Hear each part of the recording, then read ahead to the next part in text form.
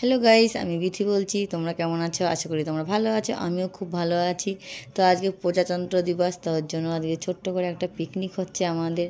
তো পিকনিকে দেখো আলু আর ছোলা মটর সিদ্ধ করে নিয়েছি একসাথে।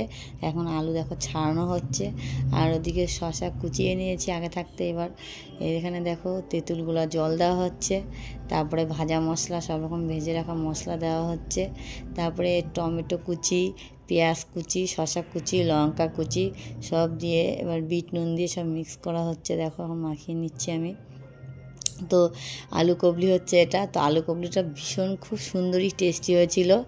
তো তারপরে সবাই মিলে দেখো খেতে চলে এসেছে। এবার আমি বাটিতে বাটিতে সাজিয়ে নিচ্ছি। তারপর উপরে দেওয়া হলো ভুজিয়া, ছড়িয়ে দেওয়া হলো, বাদাম ছিল সাথে। তো সবাই মিলে খুব মজা হলো, আনন্দ হলো, পিকনিকটা হলো সন্ধ্যের। তো খুবই টেস্টি ছিল আলু কাবলিটা। তো তোমাদের যদি ভিডিওটা ভালো লাগে অবশ্যই একটা লাইক, কমেন্ট, শেয়ার, সাবস্ক্রাইব করে দেবে। টাটা।